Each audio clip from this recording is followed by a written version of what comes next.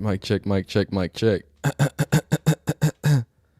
Ladies and gentlemen, this is quite a wild day in the world of college football as Mr. Mathew Sluka has said that he's going to redshirt, forfeit basically this season after a 3-0 start at UNLV and being almost a breakout star coming up from a Holy Trinity or Trinity Cross. We'll look at his stats. Don't worry about it.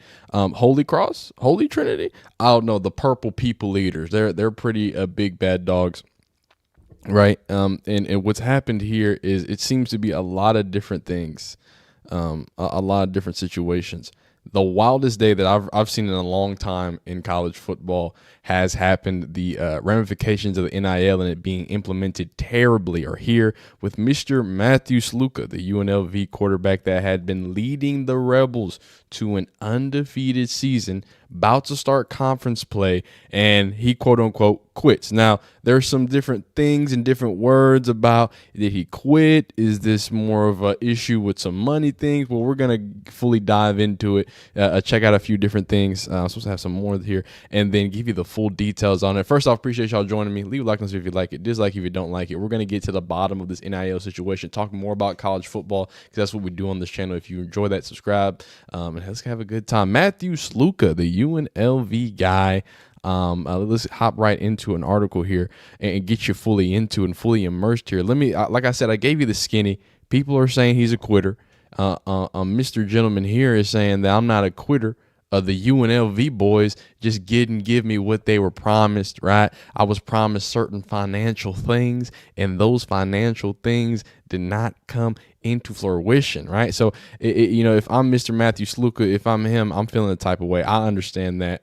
But also on the same thing as that is that some people are saying and calling him a quitter. Some people are saying this is the reason why college football and college sports are dying because of the NIL. But let's really get some detail in here. So UNLV starting quarterback walks away from program. UNLV starting quarterback Mathew Sluka is leaving the program immediately. He said on social media late Tuesday, I had decided to utilize my redshirt year and will not be playing in any additional games this season. I committed to UNLV based on certain representations that were made to me, which were not upheld after I enrolled. Despite discussions, it became clear that these commitments would not be fulfilled in the future. I wish my teammates the best of luck this season and hope for the continued success of the program. Now, we are going to get deeper into it because the backup is a guy from Campbell. He's a HBCU guy that's moved up and done great things. There's some promising stuff. So they're not completely dead in the water, but it is a bit of a shock and a bit of a mix-up. So in my head, it's going to be very interesting to see how the team responds, and we're going to get into Twitter because obviously the team responded, get a little deeper in there as well, but just kind of laying out the plan the way it's laid out right now. Sluka arrived at UNLV after compiling hefty stats at Holy Cross. I apologize if I said that wrong. Football championship subdivision, passing for 5,900, basically 6,000 yards, 59 touchdowns, while rushing for 3,583 yards and 38 scores. He set the NCAA Division I as a D1 school, my fault, record for rushing yards in a game by a quarterback with 330 against Lafayette last season. So the dude can ball, and he had been balling. Let's go ahead and hop right into here, and I want to look up Mr.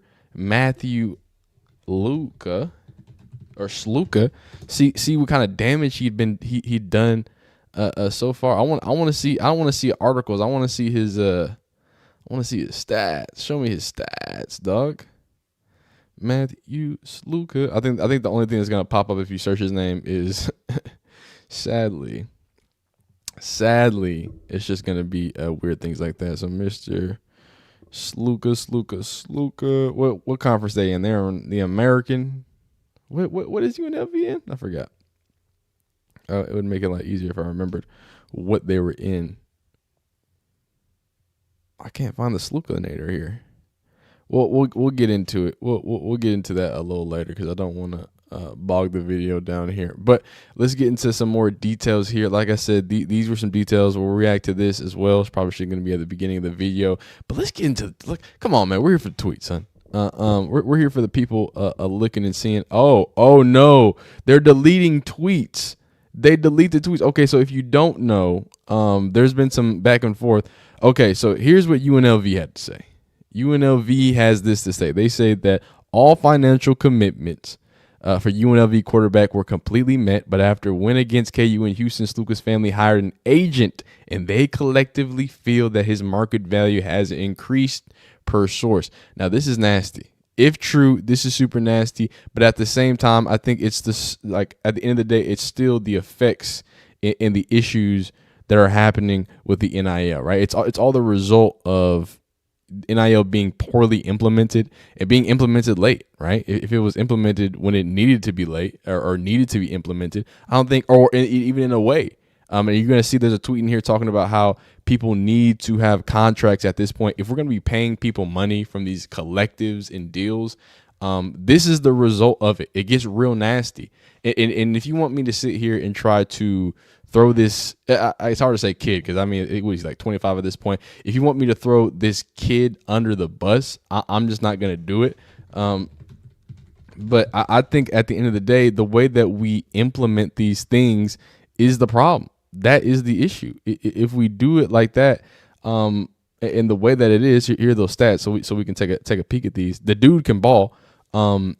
If we implement the NIL in this way, we all knew how ugly it was going to get. You know, last season, or what was that, right before in springtime, you had the whole controversy with the Florida quarterback and him suing, you know, Florida and whatever. I might have the schools mixed up. And then now you have this situation where you see this happen immediately. Like this is insane. This is crazy. Shout out to my guys in the live here. Shout out to the Low Vibes, Ernest Thompson. I'll read those comments in just a second. Appreciate y'all hanging out here. I'm just recording this video.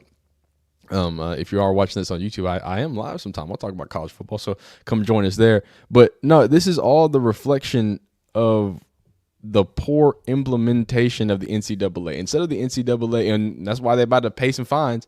And I also find crazy. I also find it crazy that this comes right after, like, coincidences are there's no such thing as coincidences. This let everybody know. There's no such thing as a coincidence, right? I find this odd that it comes in the same week that Reggie Bush is suing the NCAA and USC for that whole, or the Heisman or whatever, and the school for that whole debauchery and that whole situation.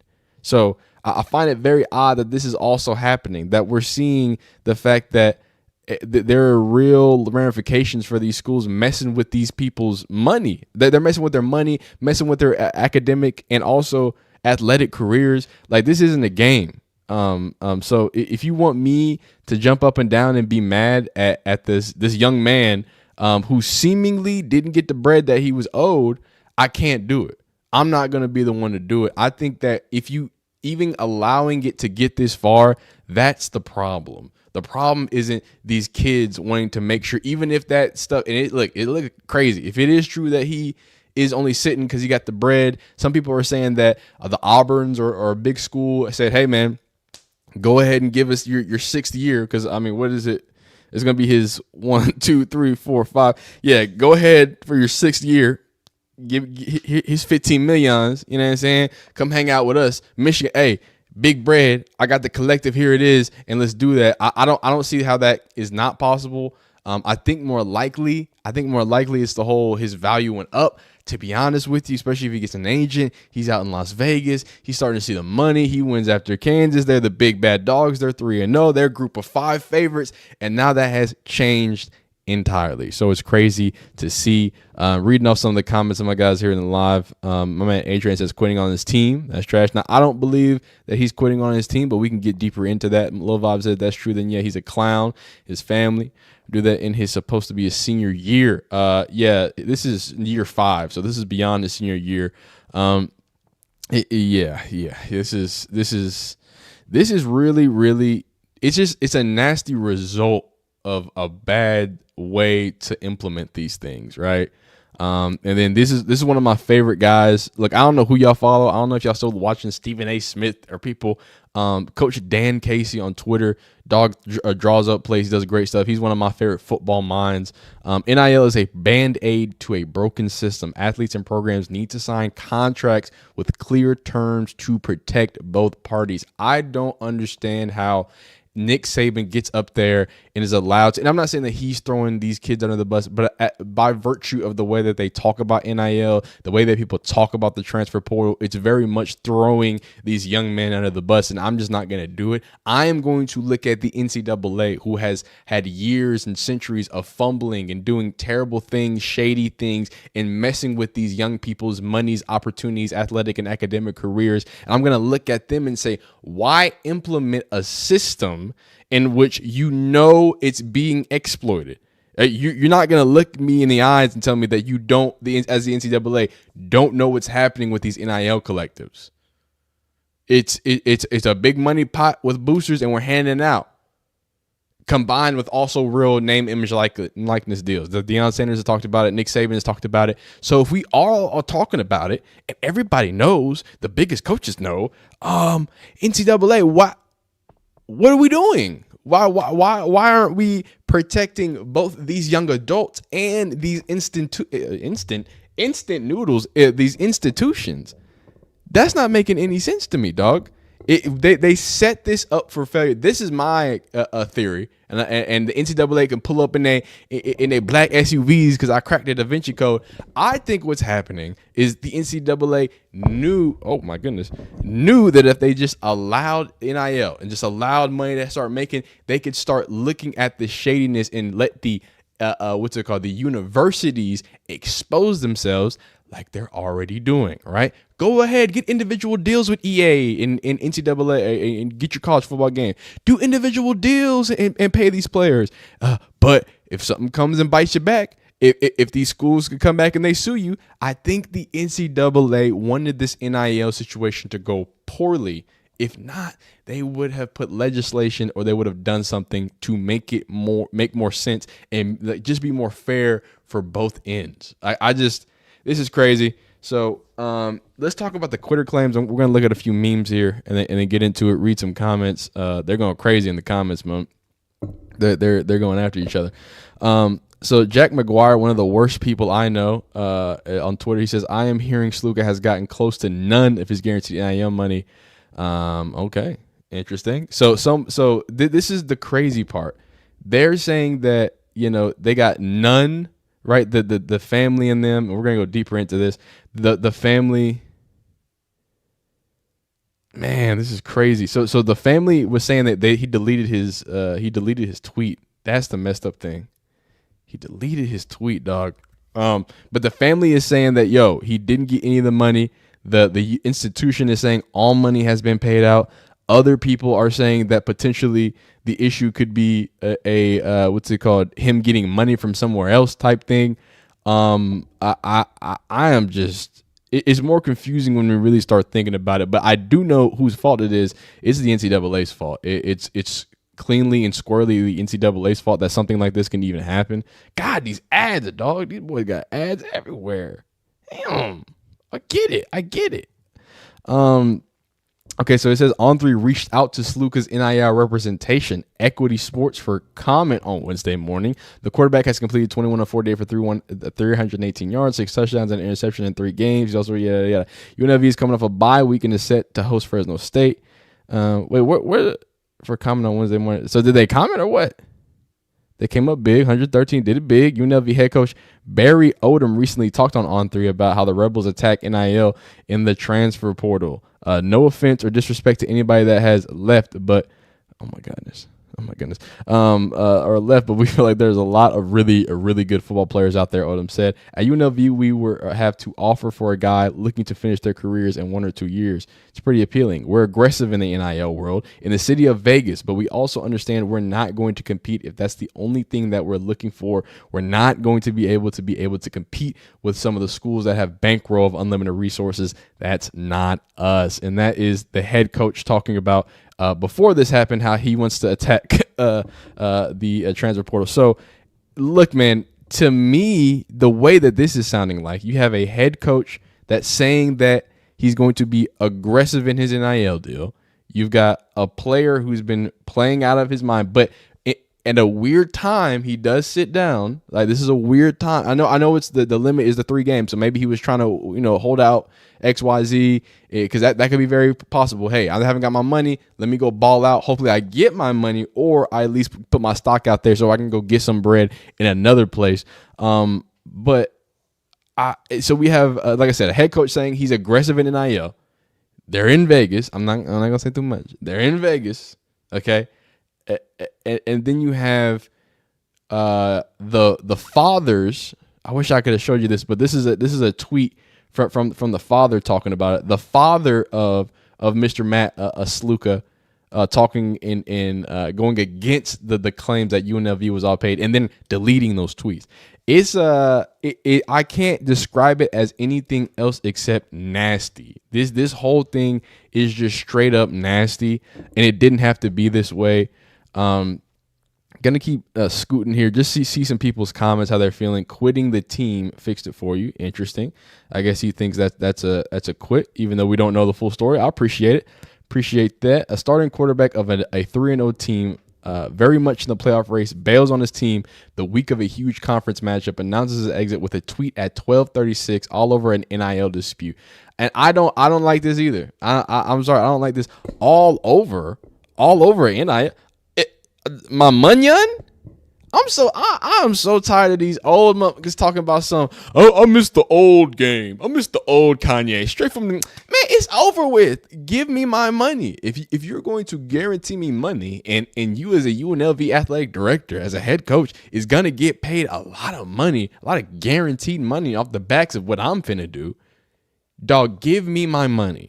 This theory of people wanting to be like pro, like if you pro free market and getting your money and doing all this, and I'm, you know what I'm saying, I want everybody to get their bread. I don't want, you know what I'm saying, I want that free market capitalist, you know what I'm saying, I want that money flowing and going everywhere it can be. Well, you have to be behind this. You got to be behind, hey, the price of the brick went up. 3-0, the price of the brick went up. If not, use your backup. I'm going to see you. I'm not mad at that. I'm not mad at Mr. Sluka for putting his balls on the table. I got to be real with you. I got to be honest with you. But it is what it is. Continuing on and continuing forward. We're going to read a few more just tweets and things and opinions about it. This is wild. He said he's done playing the season. The Rebels are 3-0 for the first time since 1984. Here's the actual tweet from Mr. Mathew Sluka. We've talked about it. Obviously, we read the words of it. There it is. But this, I will say that undoubtedly, this is crazy. And this was him talking about just 20 hours ago. UNLV would like to be clicking on all cylinders. And he was just kind of talking about the RPO game, talking about his guy and how he's going to get done. Now, the first thing that we have, the first idea, I guess, is Q's. Maybe Syracuse put him through in the bag because he's following them. I don't know. Who knows? Maybe they're just trying to recruit. But this is the guy. So this is the backup. As we, oh no, this is Fox. I can't show this is Fox. I'm probably gonna get taken down because it's Fox. But it shouldn't be no big. I was gonna show you, but that is Fox. But this is the guy. This is the backup. The dude is apparently a dog. Brett McMurphy says UNLV starting quarterback Mathew Sluka announced that he will redshirt and won't play for the rest of the season. And then of course he kind of goes over the same thing that we talked about.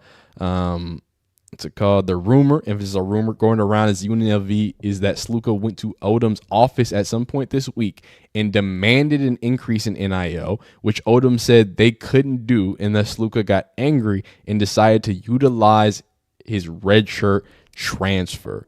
That is a crazy, crazy claim, as I am seem to be glitching out on my camera, so it doesn't really matter. Wow. It's just what we like to call a crazy, crazy week in college football.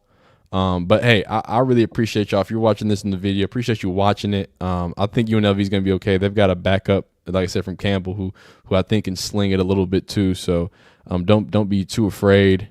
You know what I'm saying? They got another Q back there.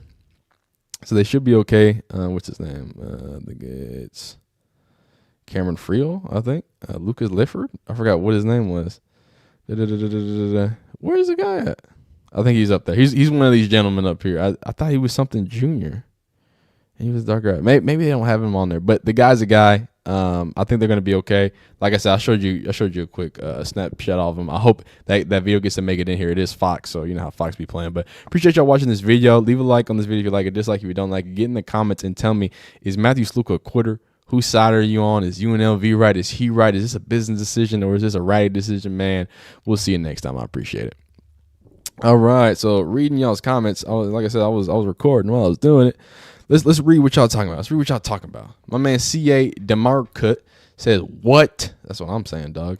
That's what I'm saying. And my man Ernest went off. My man Ernest wasn't having it. Why, bro, ain't just go to a bigger school then? See? And that's why I'm like, are we sure that he just wants to get his money? Because, like, he could have just ideally went to a bigger school off the rip, right? But, I mean, who knows? Sluka's is good enough, but he's not good enough to do all this though. That's what I'm saying. It doesn't make sense. It's not like everybody was talking about Matt Sluka unless they really got swindled by a what's it called? What do they call him? An agent? Unless they really got swindled by an agent, I don't see him even thinking that he was worth all that. It's turned into a business for the players. UNLV is on the wrong for not holding up on their end. I don't blame Sluka, but don't quit on the team, man. And I agree with you, A-Train. It's a tough situation, right? But at the end of the day, at some point, the players are going to have to look out for themselves and their livelihood. You know what I mean? And hey, more respect to you if he did, you know, stick it out. But I can't be, me personally, and this is me personally, I can't be mad at you if they, as an organization, aren't holding up their end of what they're supposed to be doing. Because like you said, this is business now. So we've crossed that line. We need to handle it like business. Stop treating it like it's some pseudo business, like it has been treated like in the past of college football. Didn't meet the contract terms. Well, that's what UNLV says, Aaron. We'll see if that's true. Yeah, I would have played out the rest of the year to boost my stock, then dip. Well, he doesn't have any more eligibility, big homie. He wanted more money in the middle of the season. This was selfish hands. And I couldn't imagine being the coach. I would be sick. That is crazy. Being the coach has to be absolutely crazy. Yeah, man, that's a crazy little situation there. But I think that's all we're going to talk about there for the Mathew Sluka situation. Obviously, as things kind of unfold, we'll go from there. If you demand more money, either way, NIL needs to be regulated. It definitely needs to be regulated. But I don't want to spend too much time on this. More things are coming out. So as more things come out, we will come back to it and kind of reopen that story. Right now, what I want to talk about is a little Heisman situation, because people have been talking about Heisman. I've been talking about the Heisman. I really want to get in here, hop in here, and tell you the issues and the problem with college football and the way that we determine the Heisman. We got some Jabril Peppers numbers here, so let's talk about it. College football has a lot of problems. Maybe with NIL, maybe with officiating, maybe with the weird 2-minute warning thing. But I think one of the bigger issues that we're all looking at, staring down the barrel of, is the Heisman problem. And the Heisman problem is the amazing jumps and lengths a player, seemingly like the one and only Travis Hunter, has to go through to even be thought about as being on a Heisman level. Someone who impacts the game in amazing ways, in all ways, shapes, fashions, and in reality, still has to somehow be subjugated to maybe a top 3 spot. So today in this video, what we're going to take a peek at is some of the comments on my last video claiming how I wanted Travis Hunter as my #1 Heisman. In that video, we talked about Cam Ward, some other guys who had some decent stakes at the Heisman as well. So we'll read those comments, see how y'all feel about it. We're also going to get into specifically Travis Hunter and his stats, how he's looking like to get there, see how the voting is looking like, and how people are kind of in their heads having it, because with Heisman, it's not the same, right? You got to wait until we get to December in New York to really know. And then after that, we're also going to watch a little bit of Matt Be Great's video, and we're going to look at Jabril Peppers' numbers, right? Michigan player who did things on both sides, was kind of on the cusp of being a Heisman hopeful. And of course, look at Charles Woodson's number. Compare those, look what Travis Hunter's looking at, and hopefully we can, put this together, a nice little claim for Travis Hunter being a Heisman winner. So first things first, I think we should do is watch old Matt B. Great's video. We all love Matt here. We're not going to watch the full thing. He just touched a little bit on speaking about the world of the Heisman. So I'll let him talk about this for a second, and then we're going to hop into some of these numbers, some of these stats, and do a big like that. Video, what in the world is going on with Travis Hunter? Woo! Man, oh man, like they say, mama there goes that man. He is unreal. Every time you turn on a Colorado game, he's everywhere. Offense, defense, he just makes plays. What's that old saying? Big time play. And I know he's going to say this, and I really agree, but he's going to basically talk about how some, like, what's it called? Some players or some players always show up, right? They always find a way to show up. And he's going to talk about that in the video. And I really had to be taken aback when he said that, because I was like, yo, it always seems like he has a chance. Now, I will say it might be because last season he only played like, 4 or 5 games because he was out or he missed 4 or 5 games or whatever. But anytime he's on the field is absolute magic. I hope he stays healthy, because seeing a full season of what he puts together is going to be real nasty. Players make big-time plays. Well, it may sound kind of corny, but that's the truth. Travis Hunter is a big-time player, but he is still somehow, some way, one-upping himself from the previous week. I've been watching college football my entire life, and I don't know if I've ever seen anything quite like it. Normally, when you have a receiver or a defensive back, sometimes they can get lost in things. They can get lost in the mix, and they don't always get the ball, and they're always not making plays. And it's not necessarily because they're having a bad game. It's just because that's how the game goes. A lot of times if they're playing on defense, the ball's not being thrown their way just out of pure respect. And if they're on offense, the quarterback can't get in the ball because he's being doubled and triple teamed. But even with that happening, he is still what I label as getting his. He's still making plays on defense, and he's still making plays on offense. It's remarkable. And that's one thing I think most of your casual fans don't even consider, is he's being doubled and triple teamed on offense. Just because there's not 2 guys visibly in front of him when they snap the ball, it doesn't mean he's not being double teamed. They got a guy over the top. They also got another guy hedging them inside or outside. There's just a thing on that. If I were to ask you, every single one of you watching this video, do you think Travis Hunter is one of the best players in the nation? You'd all say yes. You may not think he's the best, but you know he is one of the best. I think we're on the same boat. However, with that being said, there's something going on with him that I don't think it's fair. Unless I am highly misinformed, being sarcastic, the Heisman Trophy is supposed to go to the best player in college football. It's not supposed to go to the best player on the best team. It is supposed to go to the best player, period, the end. Here's an interesting fact for you. Believe it or not, when it comes to the current odds for winning the Heisman Trophy, Travis Hunter is nowhere to be found. He's not in the top 3. He's not in the top 5. He's somewhere around like 9th or 10th, depending on where you look. And look, I've never seen a bookie with a part-time job, right? And what that means is the money is usually going to tell you what the truth is, okay? And it's going to tell you, or at least the books are going to tell you most of the time what the truth is. So with that being said, let's take a look at those. I didn't even know. Travis Hunter, Heisman, odds. I didn't even have those pulled up. Boom. Boom. Boom. Take a peek at this. Cam Ward here. Jackson Dart. Boom. And we can go through this as well, but I just want to see. He's not even on here. He's not even on here. What are we doing? I just want to pull up the thing. Here it is. BetMGM is going to tell us the real truth here. He is down here at 1, 2, 3, 4, 5, 6, 7, 8. Yeah, so he's number 8 at plus 2,000. How is this updated as my camera completely glitches out? Is this updated?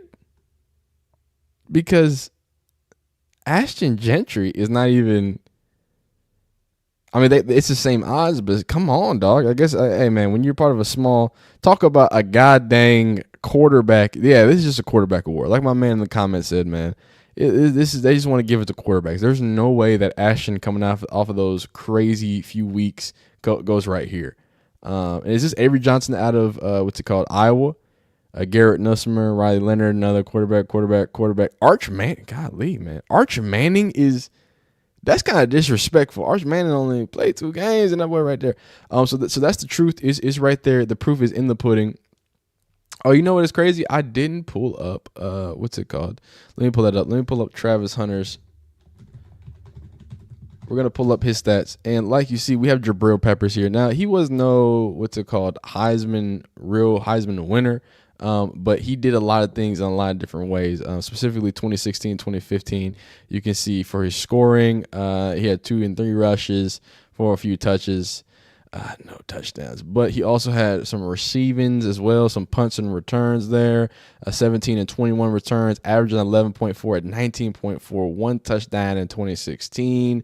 There we go, 10 kick returns, no touchdown there. Rushing and I was looking at the wrong thing. Rushing and receiving.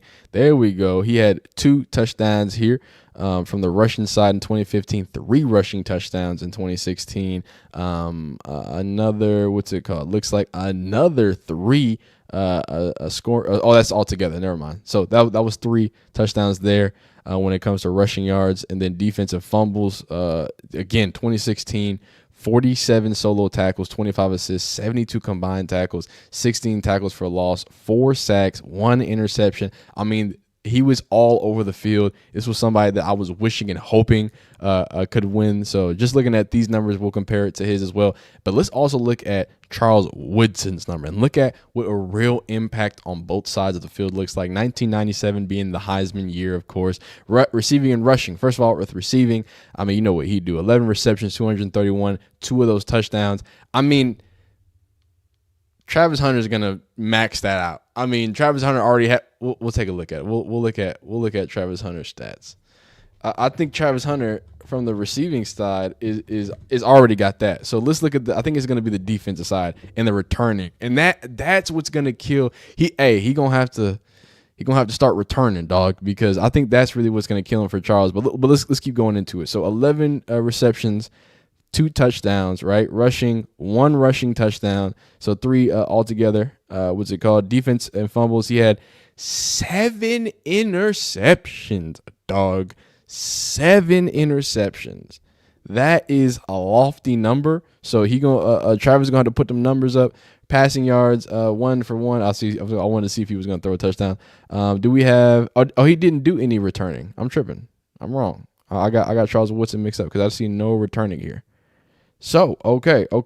So he had a total of 4 touchdowns in 1997. I think Travis Hunter is going to clear that all day, every day. Let's see, scoring in 2024. He's already had 5 receptions and 5. He already has 5 touchdowns, dog. He already has 5 receiving touchdowns. Am I tripping right now? Go to receiving touchdowns. Yeah, he already has 5 receiving touchdowns.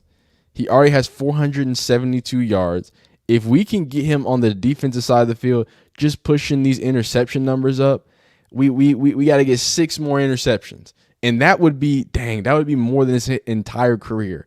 He just has to have an absurd, I say, give him 3 more. Give him 3 more picks. Give him 2 pick six because, hey, you saw Charles Woodson didn't have no pick sixes. And then if he just stays on this pace for receiving, go ahead and catch you 2 or 3 touchdowns a game or at least a touchdown a game. He's going to be off to the races. It's going to be hard for me to tell me. It's going to be hard for you to tell me with Charles Woodson winning, especially if nobody goes crazy, because it doesn't look like anyone's going crazy. Compared to these 1997 Heisman stats, dog, I'm just not seeing it. And let's read the little, you know what I'm saying, the little article.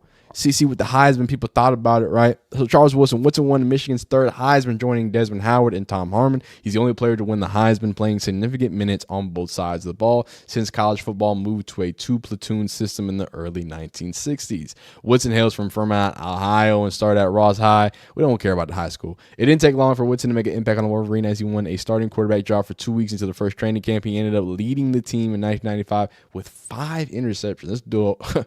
Ball hawk, dog. Sucking in balls on his way to being named the Big Ten Freshman of the Year and first-team All-Conference. 5 picks as a freshie is nasty. Before the start of the sophomore season, Woodson has approached by Michigan coach Lloyd Carr, who asked if the player could consider playing on offense as well as defense. Woodson agreed to work as a wide receiver. Throughout his sophomore season, he ran about 10 plays each game on offense and defense while holding on to the defensive duties as cornerbacks. In 1996, Woodson set a Wolverine record for pass breakups with 15, while on offense, he caught 13 passes, 164 yards and rushed for 152 yards on 6 carries. For his effort, he was named AP First Team All-American and a finalist for the Jim Thorpe Award. Woodson continued his fine play as a junior, intercepting 7 passes, collecting 43 tackles, catching 11 passes for 231 and a touchdown. He was also effective as a punt returner. I don't know why the return yards weren't on there. More importantly, Michigan finished the regular season undefeated with a shot at its first national title since 1949. As a result, Woodson won the Heisman over Tennessee's Peyton Manning, making him the first two-way player in a generation to win the award. Wolverines finished up 21-16 win over Washington State in the Rose Bowl as Michigan claimed a share of the national title. The biggest thing that's going to actually hinder Travis Hunter not winning the Heisman is the fact that Colorado's schedule don't look great. I gotta be honest with you. It doesn't look great for Colorado and what they get done and how they do stuff. Now, do I think that's fair? Do I think that's right? No. But I do think that that's why it's so important that he snags a few more interceptions. If he finishes with 5 interceptions, a pick 6, and then, like I said, stays on that course, on this course, a third of the season through, finishes with 15 receiving touchdowns and almost 1,100 yards, probably-ish, if stays on that same pace, 13-ish 100 yards. Absurd. 12.8 average on both sides of the ball. He might explode before that happens, but we'll see. All right, so to close out the video, as you know that I want Travis Hunter to win this Heisman, we're going to read some comments and see how y'all feel who should be the Heisman, get into it, how we need to get into it, and then go from there. All right, so the freshman wide receiver on Alabama who is 17 years old should be on the list. And by the way, this is the list just on 3 week poll, right? Week 5 poll from On 3. Travis Hunter, Cam Ward up top, Jalen Milroy, Gentry, Jackson Dart, Nico Lama. I said it wrong. I'm not going to say it. Nico, Quinn Ewers, Garrett Nussmeier, Will Johnson, Kalen Mullings / John Mateer, Khalil Mullings, dog, if you didn't know. Freshman wide receiver, Mr. Ryan Williams. He's dog. He's a dog. He has looked very, very uncoverable. So I'd like to see how that cooks off of there. Agreed. Travis Hunter served his team on both sides of the ball. He's my Heisman. Plus, it would be nice to have somebody who isn't a quarterback win. Ashton Jeanty is winning the Heisman. Will feed generations. That dude is a dog. Cam Ward is on another level. He is so calm, cool, collective when he's in the pocket, when he's operating things. He's just got about a swagger about him that's too nice, that's too smooth, too clean there. And then we got, it's been a quarterback award for too long. I'm not even saying top 5, but no Shador. They're saying that Will Johnson is more valuable than a top 3 quarterback. He should at least be on the list. I think with quarterbacks, the biggest thing as well, as much as we say that it's a quarterback list, I think we're starting to see, even the way that Charles Woodson was described, it's also about winning. Sadly, just like the MVPs and stuff like that, it's not just about being the best player. Sadly, the way that they put that into, hey, Michigan was on course for being a national championship winner. The impact is so great that they are winning at that clip. That's what gives you over the hump in Heisman. I'm not saying that's right. I'm not saying it, but that is kind of the way that it's looking at it. So as a quarterback, it's even highly weighted. Like the reason that Quinn Ewers is so high is because of how well he operates that Texas offense and how dominant we look when he's on the field, right? It's not just because he was leading in a few stats and he was looking pretty efficient, right? So it's not just about Shador being able to throw for a lot of yards, right, and put up a lot of stats. It's specifically even more for the quarterback to that success. And you even saw with Charles Woodson, got to have success. Devontae Smith, you had to have success to win as a wide receiver. So it's not the same. But a lot of people are kind of upset that there's no Shador. Jeremiah Smith, not yet, but maybe. Caleb Johnson out of Iowa, that's who he is. He's an absolute dog. Where's DJ Ukulele? And that's it. That's what y'all want to joke around as my camera completely freezes out. We'll get out of here, okay? Well, I appreciate y'all watching this video. Maybe my camera catches up while I have this monologue and close the video out. That'd be great. I hope you leave a like on this video if you like it. Dislike this video if you don't like it. Leave a comment. Tell me who's your Heisman winner, and as well, who's your team, dog? Well, I mean, who you got? Third of the season gone. Who you pulling for? Y'all be amazing. Y'all be great, and we'll see you next time. Yes, man. Yes, man. Time to read the comments, man. You wanted more money, blah, blah, blah. I couldn't imagine being a coach, though. Understandable. Hey, CB25, note. Y'all noticed the kick meter got 50% smaller? Yep, that was the last update last Thursday. Heisman and NFL MVP has the problem as well as quarterback bias. Like last year in the NFL, we're all had CMC winning the MVP because he was consistently the best player in the league. But they gave the MVP to Lamar, but gave CMC Offensive Player of the Year. Yeah, there's no secret that this definitely is a quarterback award because of the way that they weigh certain things, and they weigh things specifically when we talk about weighing winning. So, okay, great. Okay, so now that we are done with that, we're not gonna do any more of that. Let's predict a few games, shan't we? By the way, do y'all got any game predictions? This is what we're gonna do. We're just gonna predict a few of them. We're gonna save Georgia and what's it called? We're probably gonna do Georgia and Alabama tomorrow. I'll predict Georgia, Alabama tomorrow. Just thinking. I was thinking with my noggin.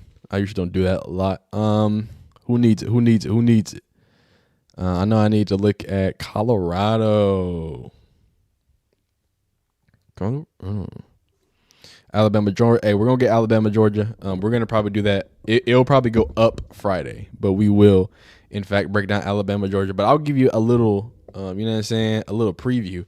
I got Alabama, son. Yeah, Alabama on the road. I think Jalen Milroe is one of the most underrated players in college football right now. I just feel like people kind of write him off because he's just a running quarterback. But I think, especially when we're talking about the world of college football, that is extremely deadly. And I think this is a Georgia team that doesn't have the most juice in the world, right? They got a lot of talent, but I feel like with all the controversies mixed with going that close to Kentucky, you know what I'm saying? We'll see. They're both coming off a bye week too, so this is going to be a clash for the ages. Very, very excited about that one. So we will talk about that one. But yeah, I got Alabama. I got Alabama very close, low scoring game. But at the end of the day, Jalen Milroe, I think, is just too much of a playmaker to get him over the hump over Georgia defense. That's just how I'm feeling. But all right, going on to my predicciones. Oh, yep, Louisville. This is gonna have to be one not breakdown, but preview. But I'm looking for a specific game. I'm looking for Colorado, to be honest with you. I'm looking for Colorado. How do I look at this? Okay, boom. Cool. Who else? Who's next? Louisville, Notre Dame. But I want to get some. I just want to do these. Should I just go ahead and do Georgia, Alabama? I don't want to do too many. No, I think it does matter. I think it matters because it shows who's the dominant force or who's laying claim to the dominant force in the SEC. I don't think it's going to come down to just the simplicity of it. I think this is going to be a big deal. When it comes down to who gets those like last spots in college football, this is going to determine how many SEC teams get into the playoff, basically. This is really what it's going to do. Yeah, I think we just need to do 2 breakdowns. And then, so I guess we can do Georgia. We'll do this later. We'll do Georgia, man. I know we need to do Ohio State for my guy, but we'll do these 2 games, man. Shout out to my man A-Train. He said to do it. Let's hop in here, man. Let's really have a conversation. And here's one of my favorite things to do now. Let's go team stats. Boom. I'm gonna go like this. See some point leaders, and then also I go. It's one of my favorite things to do. Check out some stat rankings here. Check out some stat rankings here.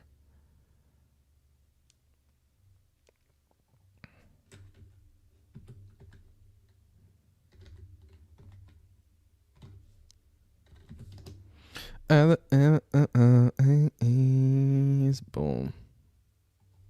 And then we need. They're gonna rank kind of high. I'm not sure if y'all know that.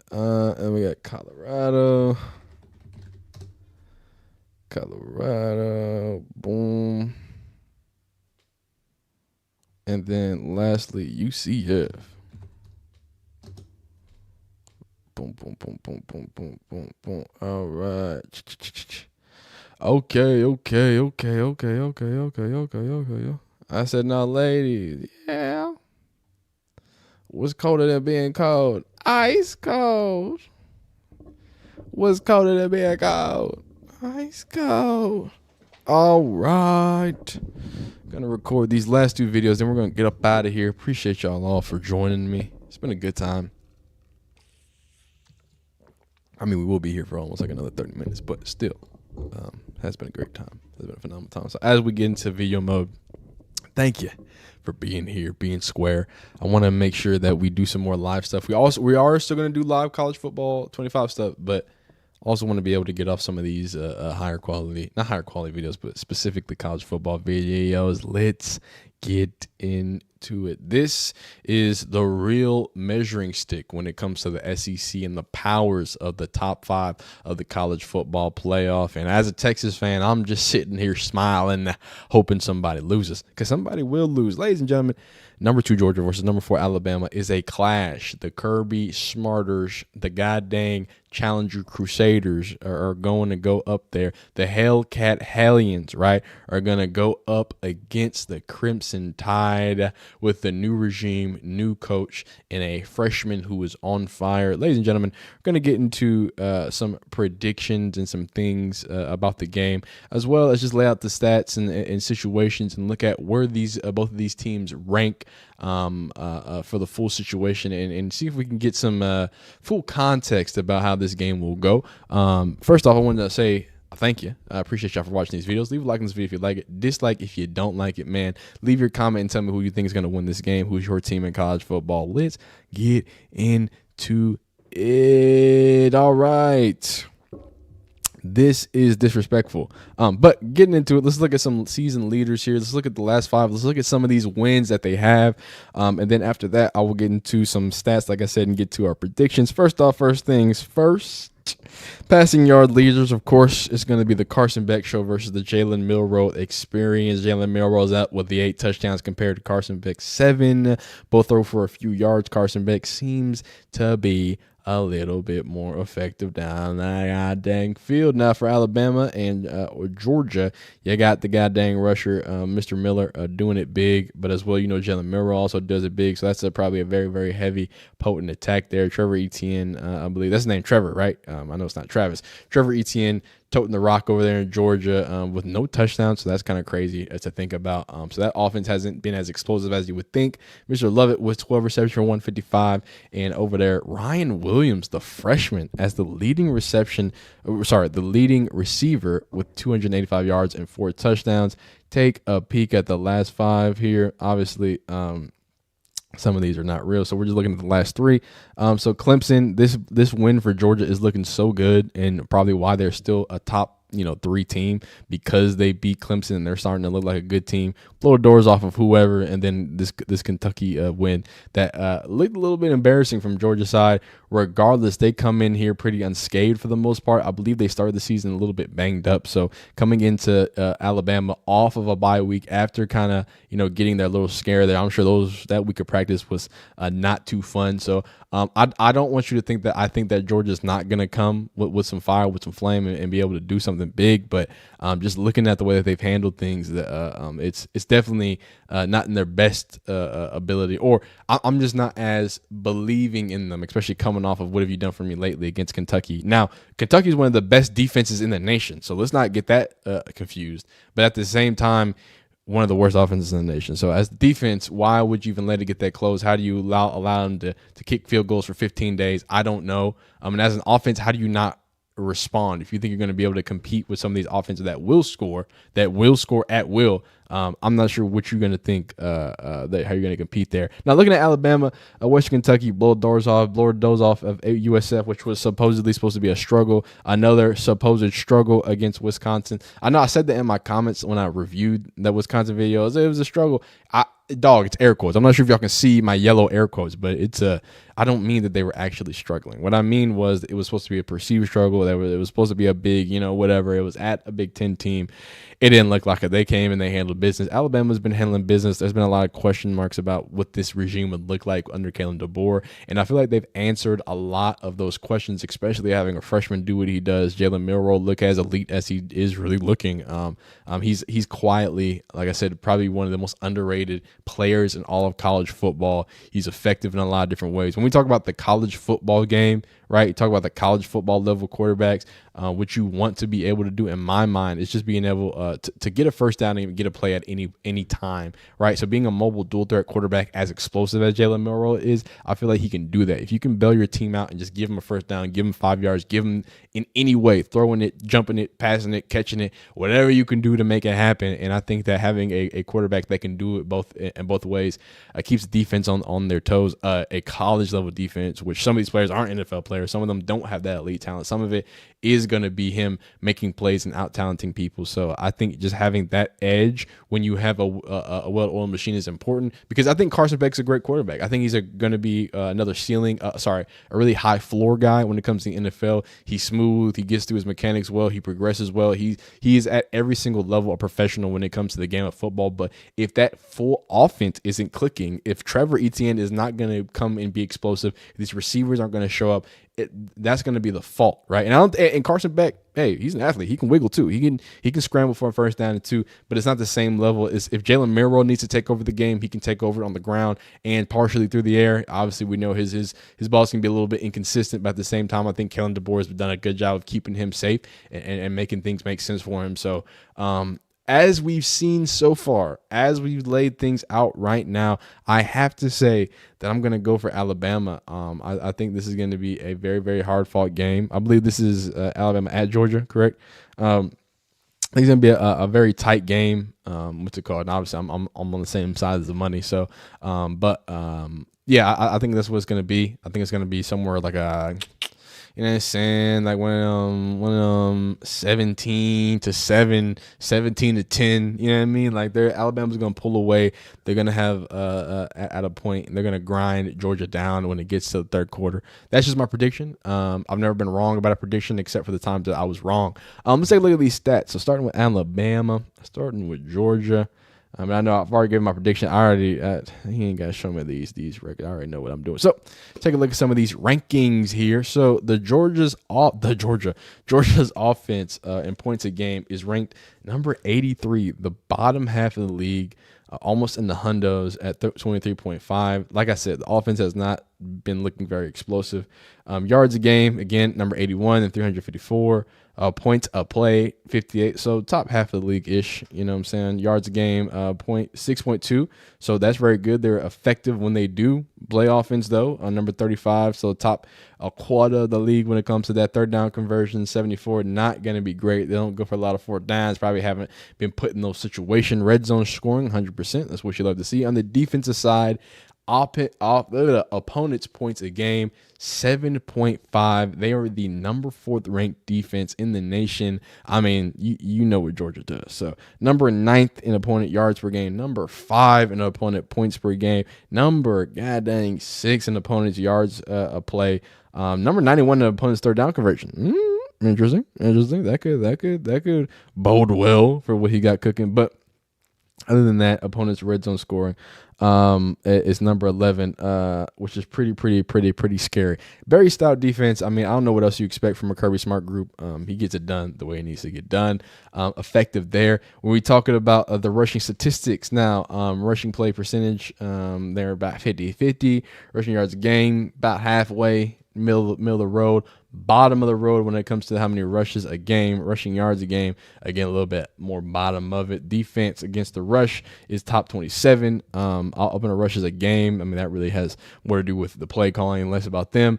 Going to passing statistics, again, 50-50, number 50. That's crazy. Completion percentage, though, top 25. Shout out to Carson Beck for being a top 25 guy in the completion percentage areola. And then passing yards a game, number 68, not terrible, but not the most elite. Top 16 when it comes to quarterback sacks. So shout out to the offensive line for getting that done. Offensive pass completions, and I mean just top 66, top 50, 35, top either middle of the pack or high as the pack, except for opponents' interception thrown. They need to. Doesn't seem like it's a defense that creates a lot of turnovers. When we just look at the stats straight up, hopping right over to the wild world of Alabama. And I forgot, I usually have some Twitter stuff too when I do these. So this is what I'm going to do. I'm going to switch it up real quick. I'm going to switch it up. Go like this. UGA, Alabama. Okay, cool. This is fine. Perfect. We're going to come right back to this. All right, coming to Alabama. Now, Alabama, when it comes to their offense, they are ranked number 4 compared to Georgia's number 83rd when it comes to points per game. Again, Georgia had to play some good defenses in a Clemson team, so we'll take it with a grain of salt. Yards a game, they are top 21.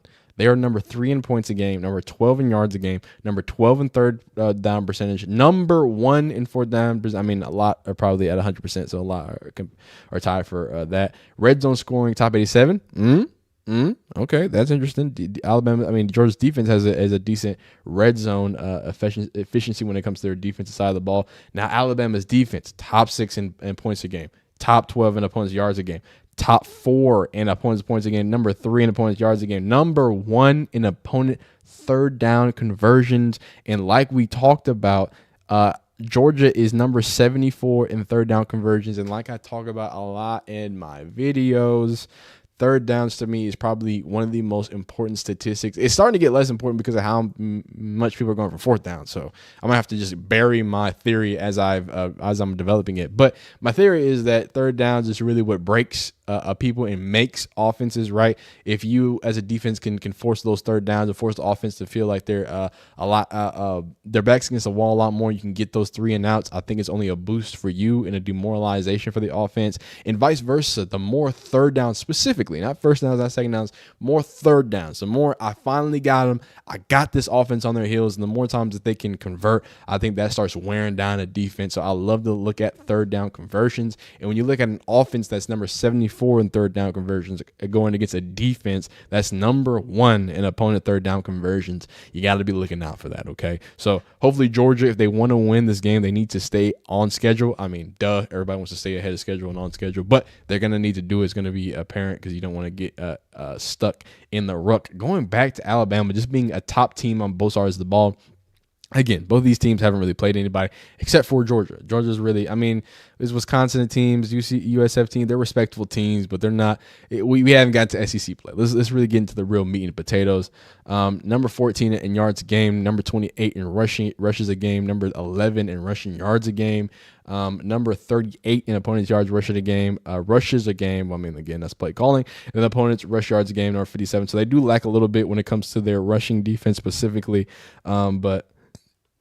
Whoa, when it comes to their passing defense, it looks like they're number 2 in opponents' yards a game, number 13 in opponents' pass completion. I got number 5 in opponents' pass yards, number 89 in opposition throw. So, I mean, again, I think both of these defenses don't get a lot of turnovers, but again, it has a lot to do with who they're playing with. Number 1 in interceptions thrown. Shout out to Jalen Milroe for not throwing an interception for as much as he's known to be a very inaccurate thrower. Has been able to take care of the ball so far. 67% completion. That's not bad. Top 25 in the nation.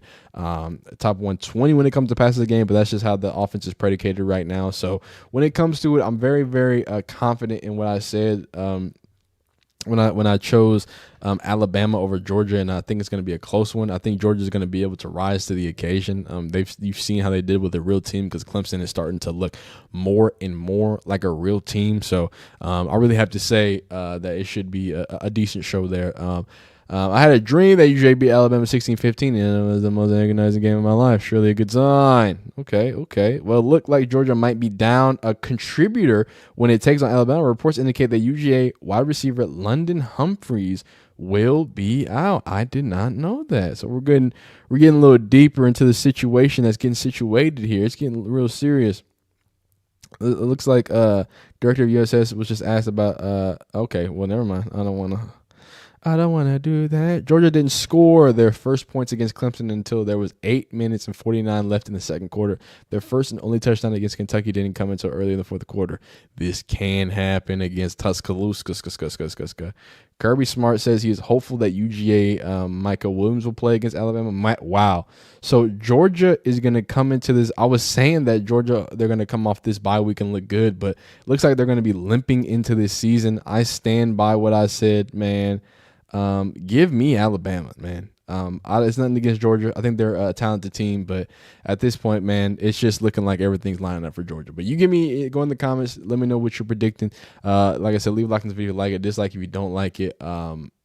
Is Alabama going back to the goddamn Going back to the dance with Kalen DeBoer? I think so. Probably. Maybe. But hook 'em horns because we'll see you there. See you, boys. All right. Had a little weird ending there. And I only stay with you one more night.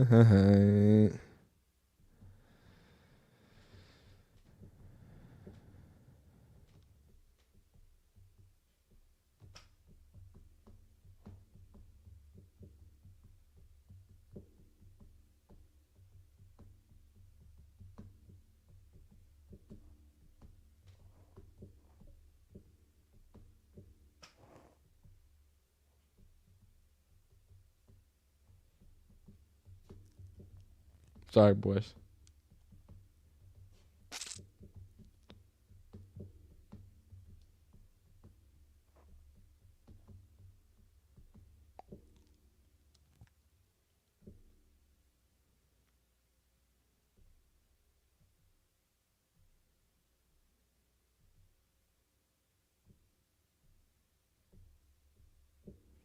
And I only stay with you one more night.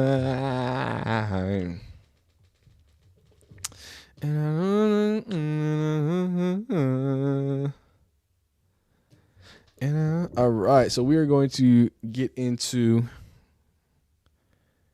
the predictions for Colorado and what's it called? Colorado and UCF. So we're gonna start like we always start with a few, just a few of us.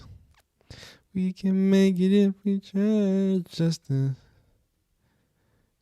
two of us. Oh, I want to my rule. Yeah, my rule. Okay.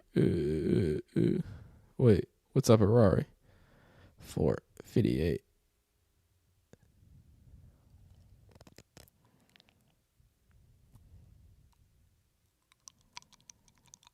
Wait, oh, I forgot I was sorry, I forgot people. I forgot if y'all were recording. All right. Let's get after it.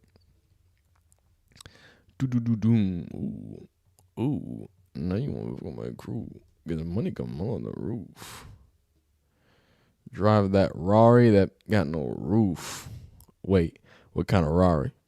458. Sorry, I had a little Uzi.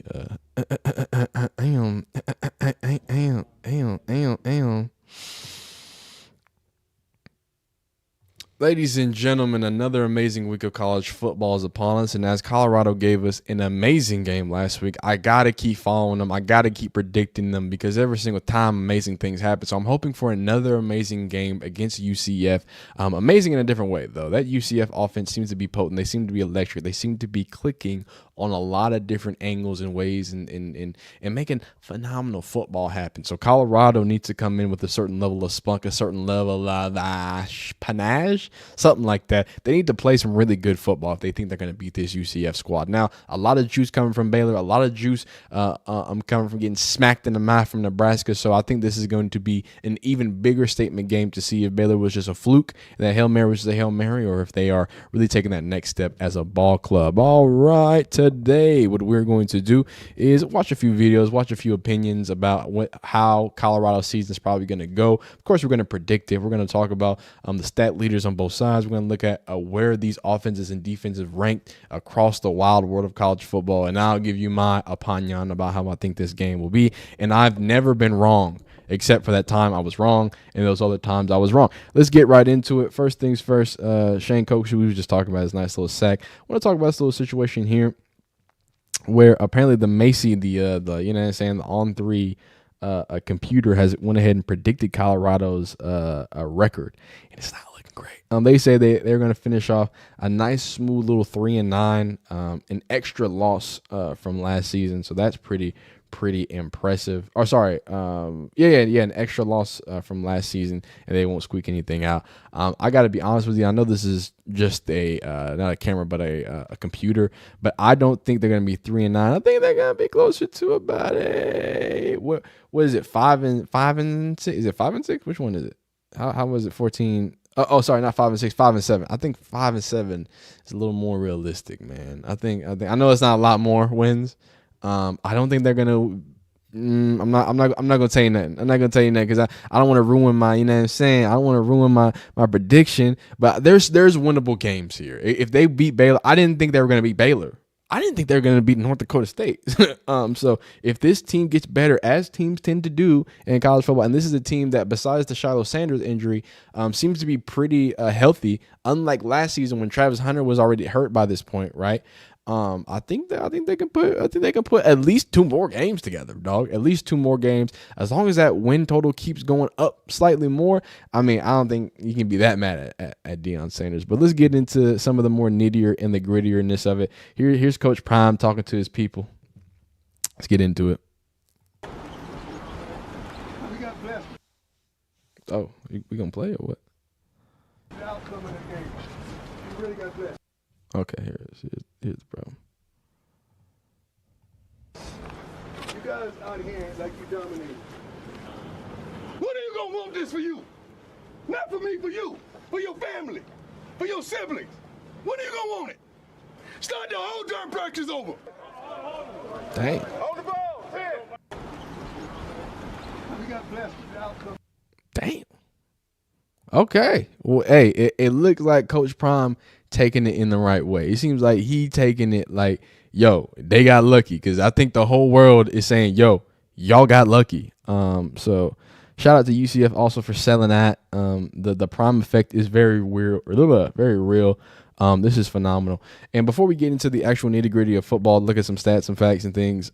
I do want to talk about the fact that I have to, as much as we talk about people being Deion haters and Colorado haters and Shedeur haters, I have to say that, and maybe this is just because the hype is, it's another year, it's whatever.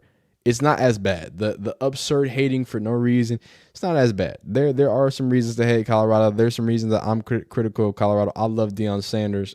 Also, I do want to say, I made a joke about Deion Sanders in my last video, like the whole 3-toe thing. I'm going to stand on whatever I say. But I also see how that can be a little insensitive. But I only make jokes because he's made the 3-toe jokes. But I do want to address that and make sure you know, hey, man, I'm no Deion hater. I'm not doing that. I can see if y'all don't mess with that. But I'm a refrain from talking about the toes anymore, okay? I just, what I'm saying, if that makes the most sense, we'll do that. But most importantly, what I was saying about Deion Sanders is the unneeded hate has not been as frequent as it usually is, right? So I think it's really good to be able to see that a lot of people just criticizing him for being a poor coach sometimes, or having poor offensive coordinator play and defensive coordinator play, however that works. So I think that things are starting to even out there. But we also cannot deny that people love Deion Sanders. Now that we've gotten over the hatred, we can now be realistic and say, hey, people love Deion Sanders. He's done a lot of great things. He's very energetic. He does great things for these players, right? And at the same time, in the same notion, the same token, I think he's a great player-to-player motivator. He might not be the most effective X and O's guy, because the game of football is an ever-changing thing. You have to be a dang demon when it comes to new play calls, new ways, understanding recognitions and stuff like that. It's not just simply a my thing glitched out. It's not simply just something where you have to what's it called? It's not simply something where you have to just it can't be overstated how amazing Deion Sanders is. This is my point. Continuing forward, let's get into the actual dang foosball, right? Let's look at it. Wow. 82% of it is going like that. It looks like a UCF. Oh, wow, the line is actually closing. Okay. At first, they were up minus 25 or 25 or something like that. So line is shrinking out a little bit. That's something. Look at these leaders in comparative. Shedeur Sanders with 13. God, he has 1,300 yards. That's crazy. 11 touchdowns and 2 interceptions. KJ Jefferson with 563 touchdowns. 563 yards, 5 touchdowns, and an interception. 16 carries for Mr. Welch, and that is the freshman who just came in. 87 yards. 87 yards is their leading rusher, by the way, for Colorado. 87. It's week 5. Their leading rusher has 87 yards. UCF's leading rusher, he's a dog, by the way. So let's not get it twisted. 59 carries for 448 yards and 8 touchdowns. He almost has more touchdowns than Shiloh Sanders. But someone that is definitely a dog, and this is playing both sides of the field, ladies and gentlemen. 37 receptions, 472 yards for 5 touchdowns. This kid is a little bit effective, huh? 13 receptions for 310 yards. That boy touches it and just tries to get to the end zone. God dang, that's crazy. Looking at the last 3, not the last 5 or last 4, you know what I'm talking about. Let's check it out. Obviously, North Dakota State, a very embarrassing win, an embarrassing loss, a good win, a dominant win against your rivals, and a miraculous win against Baylor. UCF, we have a blowout, a dang blowout, and then an impressive win against what's supposed to be a decent TCU team. But then again, they got embarrassed by SMU. So maybe this isn't as lopsided as people think. I think this is more people thinking that Colorado is bad and not that UCF is as great as they are, even though they do have some great talent on UCF. Like I said, especially that running back. That running back is a dog. Actually, before we even get into this, I want to look at some of the team leaders. I want to see, okay, boom. This is interesting. What the? Yo. What was that? Sorry, because this is very important, especially as we talk about the matchups that we'll be looking at right here. So first things first, offensive leaders. UCF is number 3 in offensive leaders. I believe that is yards a game. So they are number 3 in yards a game. Defensive leaders, none of them pop up, but they'll obviously a bunch of SEC teams along with that dang Ohio State boys. Complete leaders. What's it called? This is passing yards a game. Colorado at 355, so they're up here in the top 5. Yards allowed. Obviously, neither of those teams are going to show up. Man, get out of here. UCF is number 1 in rushing yards a game. Now, I will say when we get into this, and Colorado's rushing defense isn't as bad as you think it is. It's bad, but it's not as bad as you think it is. So keeping all those things in mind, let's hop into some of these stats and facts. Ooh. That offense is nasty. Just looking at these complete. Okay. Yards a game, number 5, number 22 in points a game, number 14 in yards a play, number 1 in third down conversions is the UCF Golden Knights. Pretty bad in fourth down conversion, so I mean that's something. But number 1 when it comes to third down conversions in the nation, that's phenomenal. On the defensive side, they're a bit of a more middle pack defense, right? 65, 68, 92-ish. Third offensive. Opponent's third down conversion, they are almost the worst in the league. So that's something to look out for if you're a Colorado fan, that they could get nasty when it comes to the other side, the third downs and conversions there. Now for the rushing, obviously we know this is an elite rushing attack. Rushing yards game, number 2. Rushing yards, okay, wow, they have different numbers. They have them at 2. ESPN has them at number 1. But I guess however they count, I'm sure it's close.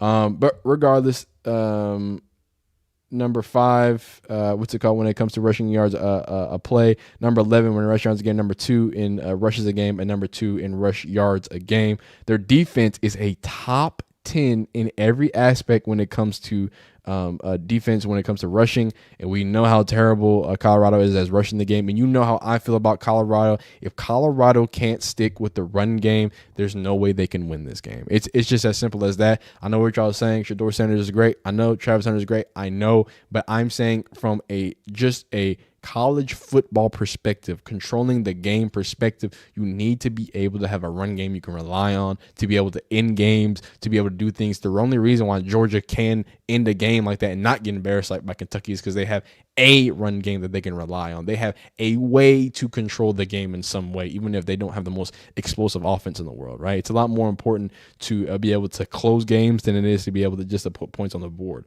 Now, pass play percentage here. Golly, they just don't pass. They're just gonna run. They're just gonna run down Colorado's throat. So let's see how their rush. I'm just gonna go straight to the rush defense. Middle of the pack rush defense. As for as much as we give the defense a hard time, middle of the pack rush defense there.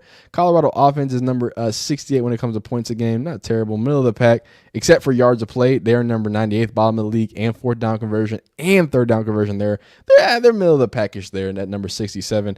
Opponent's points a game, number 50, number 41. Again, middle of the pack as well, except for fourth down conversion. Middle of the pack, and pretty high when it comes to all opponents' third down conversion. Decent. So defense is a little bit middle of the pack. Rushing statistics, we know they're terrible. They are allergic to running the ball. They are a middle of the pack and number 5 for passes a game. That's crazy. Top 20 in pass yards a game. Probably the bottom in the league again in quarterback sacks. And after that, I got to be honest with you, I don't need to say much else. UCF's going to win this game. And I think it's going to be more than 2 touchdowns. I hope I'm wrong. I really, really hope I'm wrong. And Colorado has another miraculous last-second win. They find a way to run the ball against UCF. They control the game and keep it out of the clock. Because the thing is, rushing also equals time of possession. The more that I can run the ball and keep it, I can keep it out of the hands of an explosive offense. So if Colorado doesn't find ways to keep the ball out of, like vice versa, keep the ball out of that offense that's going to do that, y'all are going to have to do that somehow. Get lots and lots of first down. Eat as much clock as you can. Make sure you're effective at scoring if you want to win. But I think this is going to be a 35-13 type of day. I think it's going to be I think Shador's going to have a hard day. I think Seaton's going to learn a lot going against UCF. They got some Florida boys. Again, their defense isn't the top tip. They're a little middle of the pack, and I think that's also good that Colorado has a bit of a middle of the pack defense. I think they've got some chances to do some things and make some plays happen. But at the end of the day, this whole idea that they're going to go completely defeated, I think is a little bit silly. I think this is a team that's got a lot of spunk to it. It's got a lot of flavor to it, right? And here's Gus Malzahn talking about Colorado just to finish some stuff out. Since they won the national championship, every coach has their own way of doing things, including me. I'm a high school coach. I was one of the first high school coaches, and I was isolated, man. I was on an island, and there was a little bit of feel that, well, he's doing it his own way. And whether people agree or disagree, let me tell you, they're talking about it. And the national media's talking about it. Recruits like it. And it's a big game coming here. Let's say he wasn't the coach. They come here, it probably wouldn't be the same. So I've got a lot of respect for him, the way he does it. I do it my way, he does his way. We're both kind of, I don't know if outsiders are the way, but we do it our own way. Okay. And so I got a lot of respect for him. His son, the quarterback, he's one of the best in the country, if not the best. I saw that when I was at that camp, and he was going in 10th grade. Like, that guy's really good. He just happens to be Deion Sanders' son. Okay. I like to hear that. Last 2 games have been a lot more respectful. Obviously, it's not a rivalry. But this is what I mean. Like, all the fake hate, all the weird getting charged up, Dan Lanning using this as like some weird excuse to fire off on Colorado, the 4-8 team. I don't know. I never understood that. So the fact that I'm seeing a lot more respect is great to see. I think it's going to be a good game. I think it's going to be exciting in the first half, but I think that running game from UCF is just going to start getting boring and start grinding things out. But I hope I'm wrong. Hope Colorado wins out because it's a lot more entertaining if they do. It's a lot more fun if they do. But other than that, man, you get in the comments and tell me what your prediction is for this game for this week. Leave a like on this video if you like it, dislike if you don't like it, man. I appreciate you for watching this video. All right, man. I streamed. I was here. I was there. I was everywhere, man. If you're here in the stream, this is what I want you to tell me. I want you to tell me, did you like this little vibe? Did you like this vibration here? Or will you join another stream another time? How you feeling it? How you vibing with it? Just had a few people in here. Only a quick, cool little 300. Only want to go for a quick little hour. Got a few videos in. I appreciate y'all for joining me, man. Hope to see y'all next time. Probably stream pretty soon here. Get a few more things knocked out. But other than that, see you next time. Peace.